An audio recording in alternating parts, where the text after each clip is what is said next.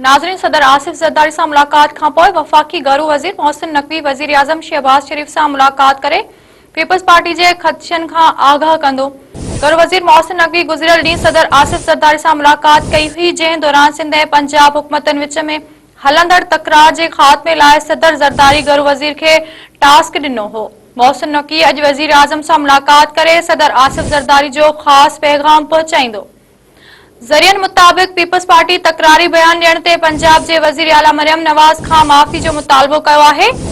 नाज़रीन, हिकु भेरो ॿीहर अहम ख़बर खे ॾियूं पिया त सदर आसिफ ज़रदारी से मुलाकात खां पोइ वफ़ाक़ी घरू वज़ीर मोहसिन नक़वी वज़ीर आज़म शहबाज शरीफ से मुलाकात करे पीपल्स पार्टी के ख़दशनि खां आगाह कंदो। घरू वज़ीर मोहसिन नक़वी गुज़िरियल ॾींहुं सदर आसिफ ज़रदारी से मुलाकात कई हुई, जंहिं दौरान सिंध ऐं पंजाब हुकूमतनि विच में हलंदड़ तकरार के ख़ात्मे लाइ सदर ज़रदारी घरू वज़ीर के टास्क ॾिनो हो। मोहसिन नक़वी अॼु वज़ीर आज़म से मुलाकात करे आसिफ ज़रदारी जो ख़ास पैगाम पहुचाईंदो। ज़रियनि मुताबिक़ पीपल्स पार्टी तकरारी बयान ॾियण ते पंजाब जी वज़ीर आला मरियम नवाज़ खां माफ़ी जो मुतालबो कयो आहे।